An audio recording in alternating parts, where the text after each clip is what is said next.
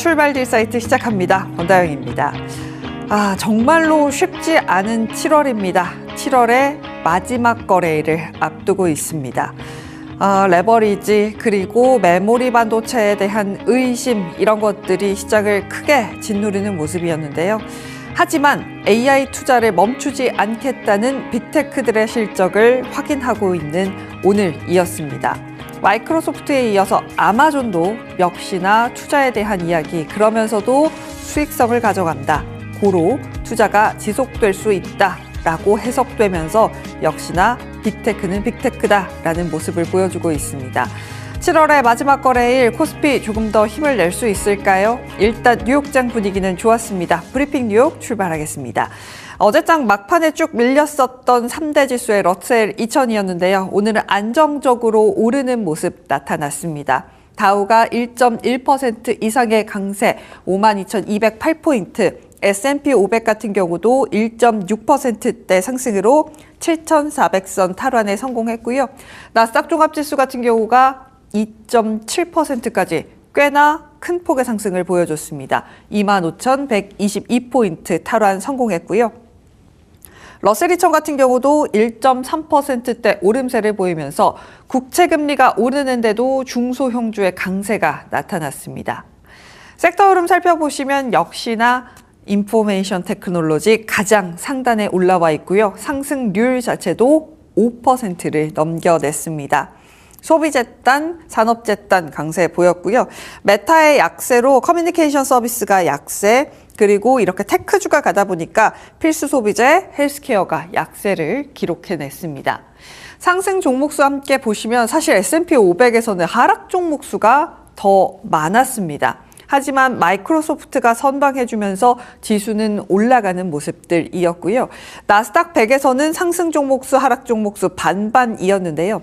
나스닥 종합지수보다 나스닥 100의 상승률이 더 큽니다. 대형주 위주의 강세 이어지고 있습니다. 필라델피아 반도체 지수도 단숨에 8%대 급등 이뤄냈습니다. 11,302포인트였고요. FOMC 이후에 여전히 국채금리가 부담스럽습니다. 영란은행 금리 동결했습니다. 6대 3으로 3.75 유지하게 됐는데요. 국채금리가 오르는 이유로 일본을 지목하고 있습니다. 내용들 뒤에서 살펴보도록 하겠습니다. 일단 히트맵 보시면 오늘은 그냥 마음이 편안합니다.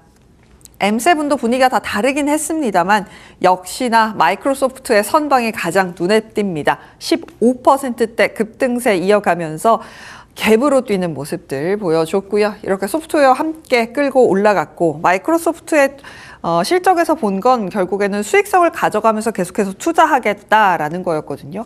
때문에 AI 하드웨어 일제히 강세 나타났습니다. 엔비디아가 2.6%대, SK하이닉스, ADR물 17% 급등, 마이크론 18%대 급등, AMD, 인텔 13%, 11%대 급등했고요. 반도체 장비단도 지금 ASML을 제외하고 나머지 3사들 강세 계속해서 나타내면서 어플라이드 머티리얼즈는 15% 가까이 상승을 보여줬습니다. 하지만 확실히 하드웨어 쪽으로 가다 보니 소프트웨어가 전반적으로는 아쉬운 모습들이 좀 나타난 것도 체크해 볼 수 있을 것 같고요. 아마존 같은 경우도 실적 발표를 앞둔 시장이었거든요. 강세를 보여줬습니다. 하지만 말씀드린 대로 테크가 가니까 일라이릴리, 존슨앤존슨 3, 4% 이상의 하락세, 월마트, 코스트코도 2, 3% 이상의 하락세가 나타났습니다. 특히나 최근에 힘받지 못했던 GE버노바 같은 종목들도 10% 가까이 오름세 보여줬고요. 요즘에 금 가격이 4,100달러에서 잘 지지를 받아내는 모습들 나타내고 있습니다. 금 관련된 종목들도 오름세 나타낸 것 특징적입니다. 일단 가벼운 뉴스부터 함께 볼까요? 관세 관련된 뉴스들 전해지고 있습니다. 신화통신의 내용으로 보도록 하죠. 9월 24일 시진핑 주석의 방미 일정이 예정이 되어 있습니다. 물론 트럼프 대통령의 주장이기는 한데요. 9월 이 두 정상의 만남을 앞두고 기대감을 키워내고 있습니다. 허리펑 그리고 베센트 그리어 이렇게 셋이서 화상통화를 했다라고 합니다. 신화통신의 보도고요. 30일 저녁에 미중 경제무역 협상 채가 함께 만났다라고 합니다. 그래서 뭐 좋은 내용들 쭉 얘기를 하고 있습니다. 시진핑 주석이 오기 전에 어느 정도 좀 마무리를 하고 정리를 하려는 모습들이 지속적으로 나타나고 있어서 진짜 시진핑 주석이 올 수도 있겠다라고 합니다.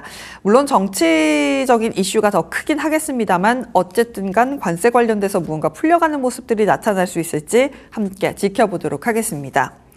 그런 가운데 유가 같은 경우는 빠지긴 했습니다만 생각보다 그 하락폭이 크지는 않습니다. WTI 기준으로는 83달러, 브렌트유 같은 경우도 1% 하락하면서 89달러 수준인데요. 일단 비축유가 바닥이다라는 이야기들이 전해지고 있습니다. 비축유가 바닥인데 호르무즈 해협에서의 이슈가 계속해서 이어지고 있기 때문에 유가가 시원스레 내려가기는 어려워 보입니다. 미국의 원유 휘발유 재고가 매우 낮다라는 소식들 전해지고 있습니다. 그런 가운데 물가 지표도 함께 봐야겠죠. 간밤에 PCE 지표 발표가 됐습니다. 일단 첫 번째로 볼 건 미국의 GDP인데요.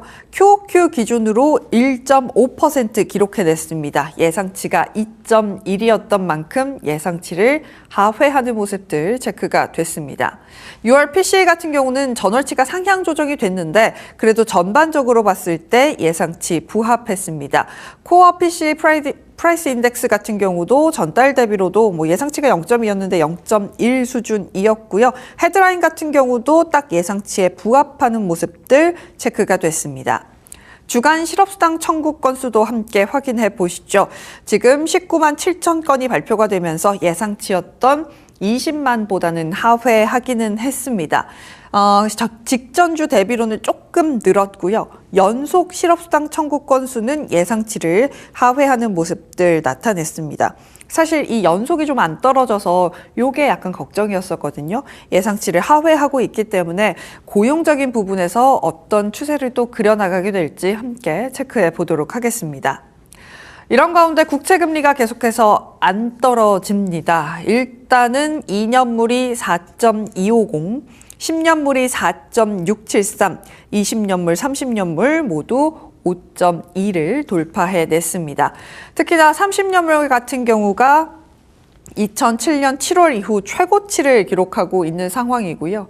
시장금리 상승을 막을 필요가 없다라는 식의 케빈 호시의 발언이 있었죠. 그 이후로 상승을 지속하고 있습니다. 여기다가 한 가지 더 상승 압력을 주는 이슈가 있는데요. 바로 엔화 안정에 돌입한 일본의 움직임입니다. 미국채 매도해서 이걸로 환율 방어를 하고 있는 모습들이 나타나고 있어서 그냥 단기적으로 일본이 국채 잠깐 팔고 끝나게 될지 추세적으로 갈지는 조금 더 지켜봐야 할 것 같습니다. 그래서 엔달러 환율도 좀 보도록 하겠습니다. 우리나라 환율이 다행히 좀 안정세를 찾아가고 있었는데 엔달러 환율은 그렇지 못했습니다. 165엔을 돌파하면서 굉장히 부담스러운 상황이었고 한번 개입하고 나서 며칠 안 있다가 제자리로 다시 돌아왔고요. 추세적으로 계속해서 올라가는 모습이다가 어제 오후부터 갑자기 떨어지는 모습이 나타납니다. 이 정도의 떨어짐이면 당국의 개입이 있는 것 아니냐라는 분석들이 나오고 있죠. 실제 개입 때문이라면 오늘 사실 BOJ 금리 결정이 예정이 되어 있습니다. 시장 기대에 미치지 못할 경우 발생할 수 있는 더 큰 엔화 매도세를 미연에 방지하고자 결정 발표 전에 움직였을 가능성이 있다라고 합니다. 금리를 올려야 하는 상황인데 다카이치 총리 입장에서는 올려서는 안 되는 상황입니다. 경제를 봤을 땐 올려야 하는데 정치적으로 그렇게 하기가 어렵기 때문에 이 불안감을 미리 좀 털어내고 가는 것으로 확인이 되고 있고요. 엔화 개입 자금은 아마도 미국채 매도를 통해서 조달했을 가능성이 있어서 수급 측면에서 미국 금리에는 상방 요인으로 작용할 수 있습니다. 오늘 BOJ의 금리 결정도 함께 챙겨보시면 좋을 것 같습니다.